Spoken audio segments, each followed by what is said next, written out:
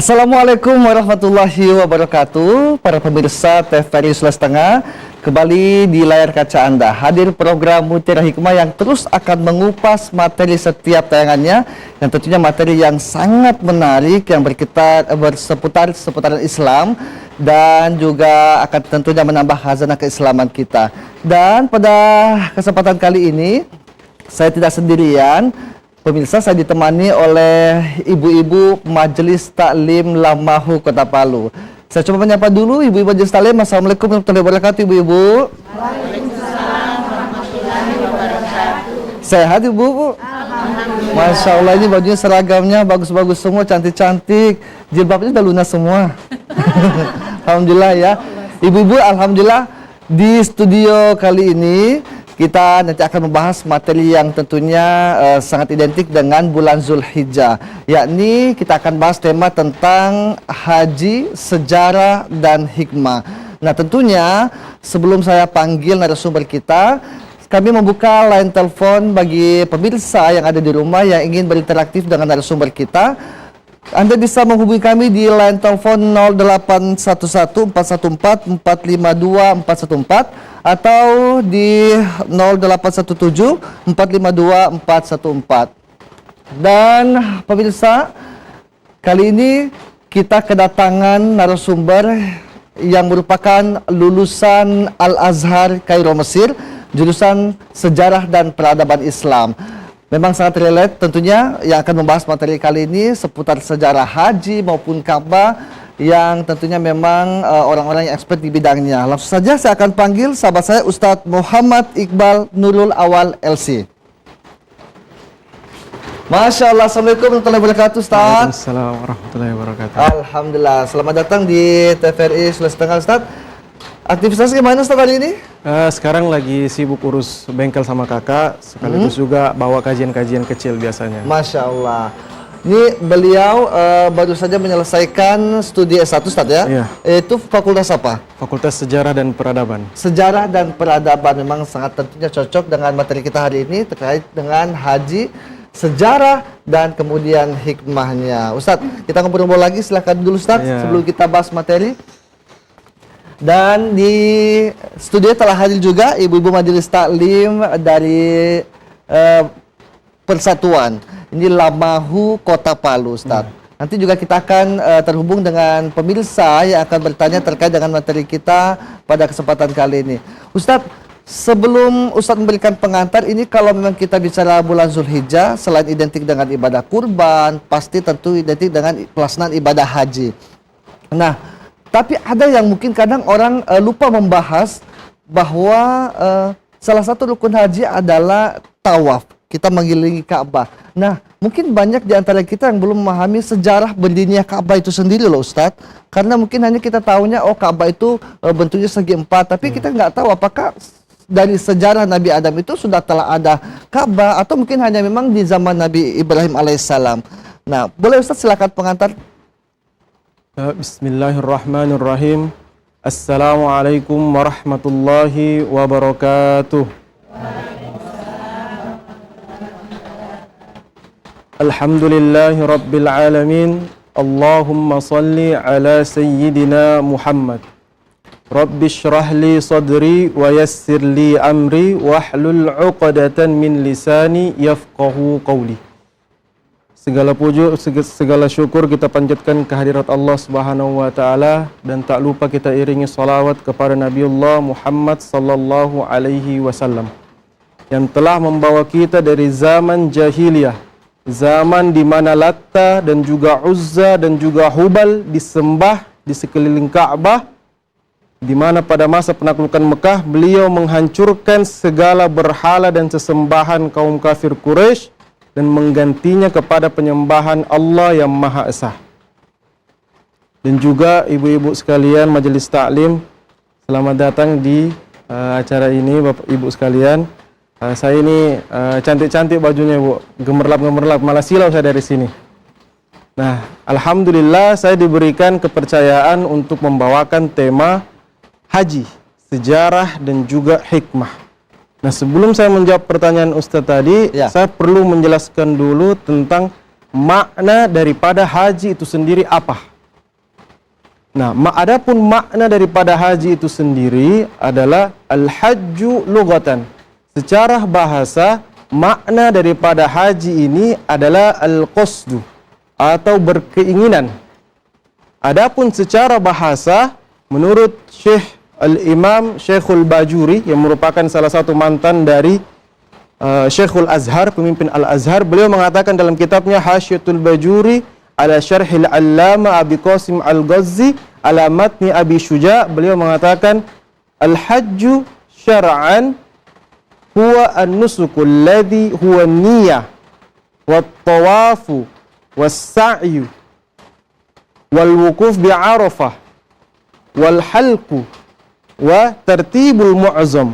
Adapun makna kata haji secara syariat apa? Yaitu berkeinginan untuk mengunjungi Baitul Haram dengan melaksanakan ibadah. Apa ibadahnya itu? Yaitu yang pertama at-tawafu, yaitu bertawaf mengelilingi Ka'bah sebanyak 7 kali. Yang kedua as-sa'yu, yaitu sa'i, berlari-lari kecil antara Safa dan juga Marwah. Dan yang ketiga adalah al-wukuf bi Arafah, wukuf di Arafah. Dan selanjutnya adalah al-halku atau mencukur bagian rambut. Dan selanjutnya adalah tartibul mu'azzam, yaitu merangkai segala hal dari manasikul haji secara berurutan. Jadi tidak boleh ada yang didahulukan. Adapun dalil daripada haji, yaitu yang pertama disebutkan dalam suratul Baqarah. Disebutkan dalam suratul Baqarah, yaitu wa atimmul hajja wal umrata lillah. Itu dalil daripada haji. Ada juga disebutkan dalam suratul Baqarah, al-hajju ashhurum ma'lumat. Nah, ini merupakan dalil daripada haji. Nah, adapun haji ini terdapat perbedaan pendapat ulama tentang kapan dia diwajibkan bagi kaum muslimin melaksanakan haji. Pendapat pertama mengatakan bahwa haji ini ibu-ibu sekalian diwajibkan bagi kaum muslimin pada tahun ke-5 Hijriah, yaitu ketika turunnya surah wa atimmul hajja wal umrata lillah. Nah, ada juga yang mengatakan bahwa haji ini baru disyariatkan tahun ke-6. Ada juga yang mengatakan bahwa haji ini disyariatkan tahun ke-9 ketika Nabiullah Muhammad SAW memerintahkan Sayyidina Abu Bakar As-Siddiq untuk pergi berhaji dari Madinah menuju Mekah. Itu tahun 9 Hijriah bersama 300 para sahabat. Tetapi ada juga yang menyebutkan bahwa haji baru disyariatkan oleh kaum muslimin pada tahun 10 Hijriah, yaitu ketika Nabiullah sendiri yang pergi menuju Madinah, dari Madinah menuju ke kota Mekah Al-Mukarramah bersama dengan 100.000 kaum muslimin, di mana 100.000 kaum muslimin ini merupakan susunan dari suku-suku Arab yang berada di sekitaran Madinah. Setelah itu ada juga kelompok-kelompok muslimin yang bertemu dengan Nabi di jalan. Ada juga kelompok-kelompok kaum muslimin yang sudah menunggu Nabiullah Muhammad datang dari Madinah menuju ke Arafah. Jadi kaum muslimin berkumpul di Arafah sebanyak 100.000 kaum muslimin. Nah, itu tadi sedikit tentang pengantar sejarah haji bagi kaum muslimin. Masya Allah. Ustaz, tadi sama-sama telah kita dengarkan, Ustaz telah menjelaskan terkait dengan sejarah secara ringkas, bagaimana awal pelaksanaan haji, kemudian rukun-rukunnya. Nah, tentunya masih akan banyak ini materi-materi yang akan kita dengarkan terkait seputar sejarah haji itu sendiri. Nah, Ustadz, tadi belum disampaikan nih Ustadz terkait dengan Ka'bah itu sendiri, ya, atau mungkin haji maupun Ka'bah yang tentu identik keduanya. Apakah haji ataupun bangunan Ka'bah itu sebenarnya atau sesungguhnya hanya ada pada zaman Nabi Ibrahim alaihissalam, tatkala ketika mungkin kita lihat bagaimana Nabi Ibrahim itu banyak sekali tantangannya di antara kaumnya yang menyembah berhala, kemudian bangunan Ka'bah itu sendiri, atau justru sebelumnya telah ada Ka'bah itu, Ustaz?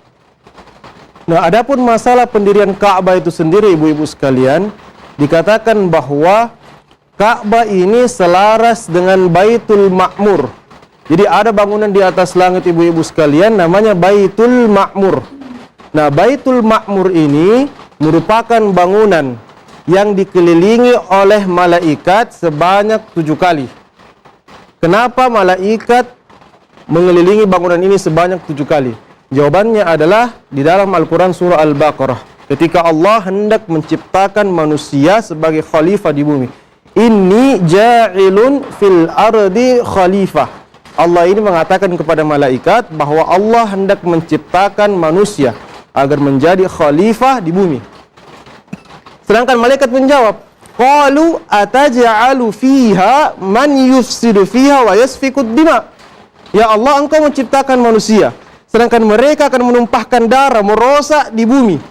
Nah, karena malaikat menyelisihi perkataan Allah, maka malaikat pun bersedih atas penyelisihannya kepada Allah dan memohon ampun kepada Allah. Awalnya Pak Ustadz, jadi malaikat itu mengelilingi arsy-Nya Allah sebanyak 7 kali. Setelah itu Allah buatkan di bawah daripada arsy itu Baitul Ma'mur namanya.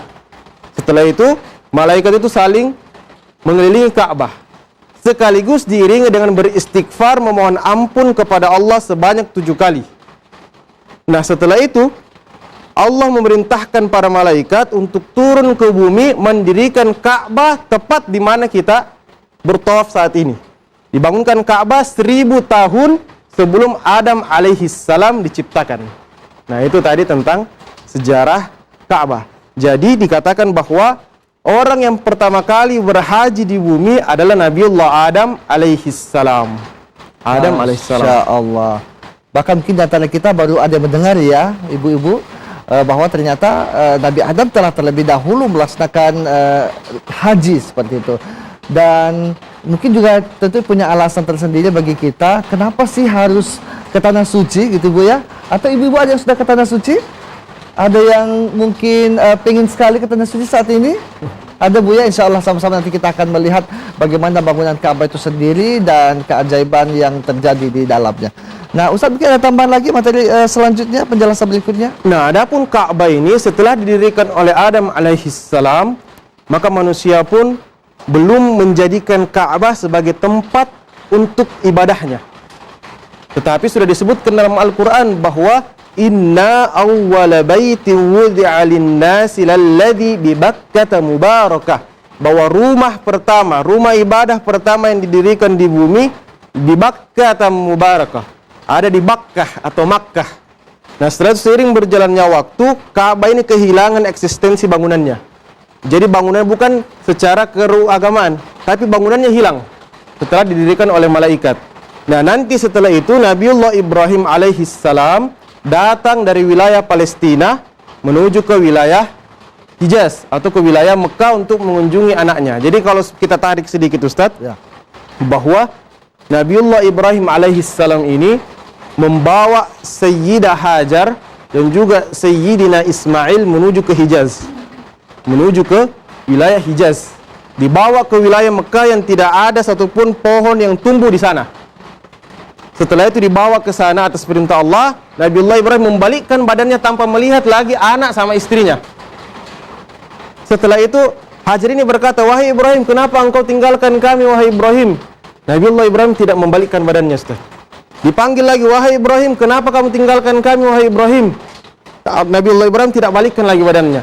Terakhir Hajar berkata, apakah ini karena Allah yang perintahkan? Dia balik badannya Ibrahim, dia katakan iya. Maka tinggalkanlah kami, wahai Ibrahim, sesungguhnya Allah yang akan mencukupi kami. Nah, setelah itu terjadilah prosesi yang kita sebut sekarang dengan sa'i, yaitu ketika Sayyidah Hajar alaihassalam mencari-cari air ketika anaknya Ismail kehausan. Dia mengelilingi Safa dan juga Marwah sebanyak 7 kali, hingga akhirnya datanglah Jibril kepada Ismail untuk menghentakkan kakinya, dan tumbuhlah sebuah sumur yang dinamakan dengan nama Zamzam. Nah, berlalulah Sayyidina Ismail tumbuh bersama suku namanya suku Jurhum, Pak Ustaz. Suku Jurhum ini merupakan suku yang berkelana antara di wilayah Arab. Nah, mereka ini melihat di ujung sana ada burung-burung yang sedang terbang-terbang. Ada burung-burung. Nah, mereka melihat ternyata di bawah situ ada kolam, ada Hajar dan juga Ismail. Dia melihat, setelah itu suku Jurhum ini berkata, bolehkah kami tinggal di sini? Hingga akhirnya mereka menetap di Mekah. Nah, nanti Sayyidina Ismail menikah dengan salah satu perempuan dari suku Jurhum ini. Di umurnya yang ke-35 tahun, Sayyidina Ibrahim datang dari wilayah Palestina. Dia rindu sama anaknya. Rindu sama anaknya, sama Hajar dan juga Ismail. Dia rindu sama anaknya. Itu hal biasa untuk dalam kehidupan kita. Rindu sama anaknya. Jadi Nabi Ibrahim ini tinggal di Palestina bersama istrinya yang pertama, namanya Sarah.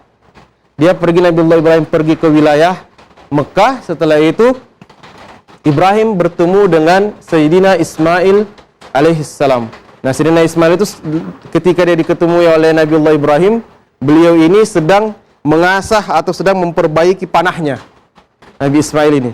Nah, sedangkan Nabi Ibrahim datang kepada Ismail dan beliau berkata, "Wahai Ismail, sesungguhnya qad amarani Allahu an abniya lahu baitan." Beliau mengatakan, "Wahai Ismail, saya ini diperintahkan oleh Allah untuk membangunkan baginya sebuah rumah ibadah." Nah, setelah itu Ismail menjawab, "Fa'ati rabbak." Maka taatilah Tuhanmu, wahai Ibrahim. Nah, sedangkan Ibrahim menjawab, "Tapi Allah perintahkan saya agar engkau membantu saya untuk mendirikan bangunan itu." Nah, setelah itu Nabiullah Ibrahim diberikan petunjuk oleh Jibril bahwa di sini kamu mendirikan rumah Allah itu, Ka'bah itu. Nah, jadi kan tadi sebelumnya sudah bilang bahwa bangunan Ka'bah ini hilang sejak Nabi Adam, di masanya Nabi Adam setelah waktu berlalu. Nah, nanti waktunya Ibrahim itu tempatnya itu ditunjukkan oleh Jibril kembali. Dibangunlah Ka'bah antara dua ayah dan juga anak.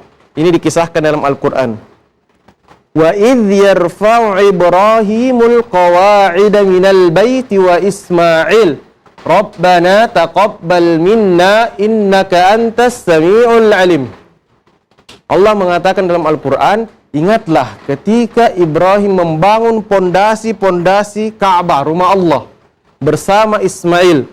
Seraya mereka berkata, Rabbana taqabbal minna. Nah, di sini ada satu pelajaran penting, bahwa setiap kali kita melakukan kebaikan, harus dibarengi dalam hati dengan cara mengucapkan Rabbana taqabbal minna, ya Allah terimalah amalku.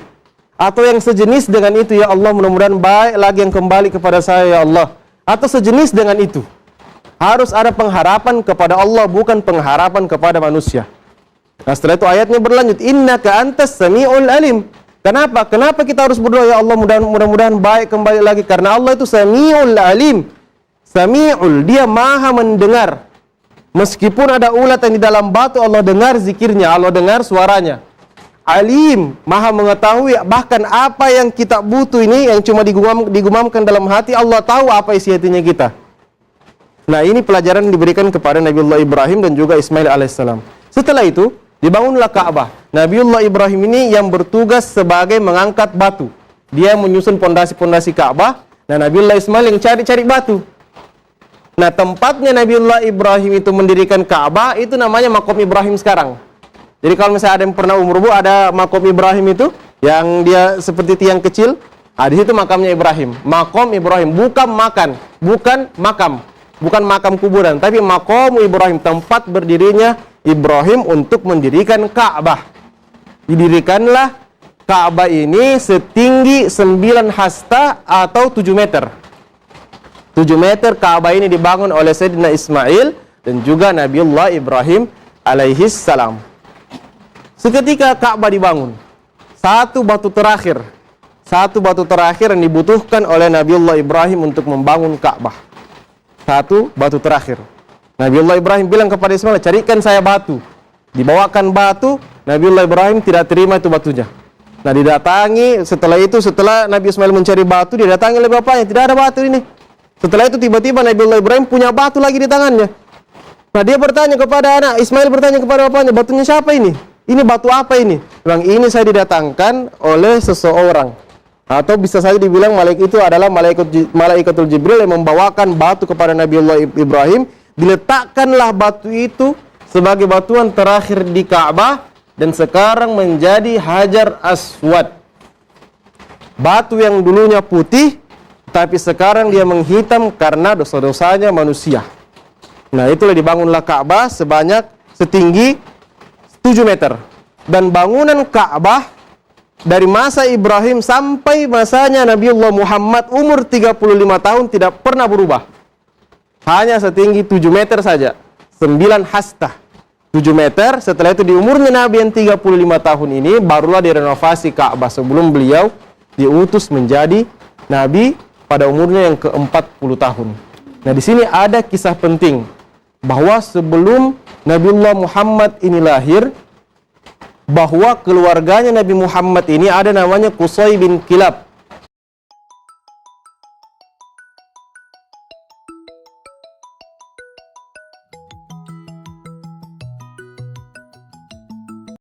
Jadi Nabiullah Muhammad itu ke atas itu Muhammad bin Abdullah bin Abdul Muttalib bin Hashim bin Abdi Manaf bin Qusay bin Kilab. Nah, bin Qusay bin Kilab ini dialah yang nantinya akan menjadi pemimpin Makkah. Menjadi pemimpin Makkah. Dialah yang mengurusi nanti Makkah itu. Setelah itu di bawah keturunannya akan menjadi Quraisy. Jadi kalau kita tarik lagi Quraisy itu Pak Ibu, Pak. Jadi Quraisy itu merupakan penisbatan kepada Fihr. Jadi Muhammad bin Abdullah bin Abdul Muttalib bin Hashim bin Abdi Manaf bin Qusay bin Kilab bin Murrah bin Ka'ab bin Lu'ay bin Ghalib bin Fihr bin Nadhr. Jadi Fihr ini anak-anaknya semuanya Quraisy. Yang sekarang kita sebut dengan nama Quraisy. Kita kenal dengan nama Quraisy. Bahkan Nabi Muhammad juga merupakan seorang Quraisy. Di tangan Quraisy ini maka Mekah dan juga Ka'bah ini menjadi sorotan dunia. Bahkan dikatakan bahwa bangsa Hindi, Hunud, mengatakan bahwa ruh daripada Syabwah. Jadi ada dewa di bangsa Hindia namanya Syabwah. Dikatakan bahwa ruhnya itu ada di Hajar Aswad ketika dia mengunjungi Hijaz. Salah satu dewanya bangsa Hindia. Persia juga mengatakan seperti itu. Bangsa Persia mengatakan seperti itu, bahwa Hermes itu pernah mengunjungi Ka'bah. Nah, makanya mereka jadi seluruh dunia ini mengacukan dirinya kepada Ka'bah sudah menjadi tanah suci. Jadi seluruh manusia itu menjadi mengetahui bahwa Ka'bah ini merupakan tempat suci yang harus diziarahi. Nah, setelah itu Pak Ibu sekalian, di tangannya Quraisy ini maka haji pun menjadi hal yang lumrah dan dikenal oleh seluruh bangsa yang ada di dunia, khususnya Hindia, Persia. Nah, di sini di tangannya bangsa Quraisy juga mereka mengatur segala sistem yang ada di Mekah untuk menghikmat para peziarah, mulai dari penyiapan makan, penyiapan minum, setelah itu kunci Ka'bah. Nah, setelah itu kita tarik sedikit, bagaimana caranya orang tahu bahwa ia harus berhaji dan berziarah ke Mekah. Ini kita tarik sedikit, saya lupa tadi untuk bilang.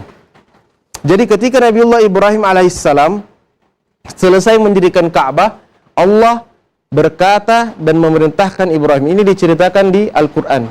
Wa'adzin fin nasi bil hajji ya'tuka rijalan aw ala kulli dhamirin ya'tina min kulli fajjin amik. Jadi Allah memerintahkan kepada Nabiullah Ibrahim, wahai Ibrahim, serulah manusia untuk datang berhaji di rumahku, untuk datang berhaji di Makkah Al-Mukarramah, untuk datang berhaji di Baitullah, untuk datang berhaji ke Ka'bah. Ibrahim menjawab, ya Rabbi, wa ma yuballighu sauti. Ya Rabb, suaraku ini tidak sampai. Saya ini cuma manusia biasa, suaraku ini tidak sampai. Bagaimana cara saya mau menyampaikannya?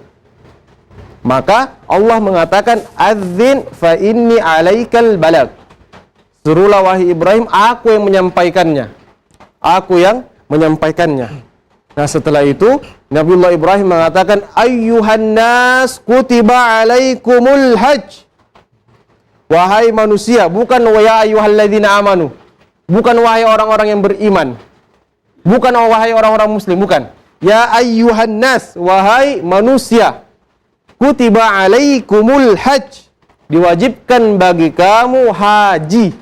Dan suaranya Ibrahim ini atas kuasa Allah terdengar ma bainas sama'i wal ardi, terdengar antara langit dan bumi. Bahkan dalam kitab Al-Kamil fit Tarikh karya Ibnul Athir, beliau berkata bahwa bahkan laki-laki ada tulang sulbinya itu mendengar juga perkataan Nabiullah Ibrahim, sampai seorang anak yang ada di rahim ibunya itu mendengar bahwa telah diwajibkan haji bagi manusia.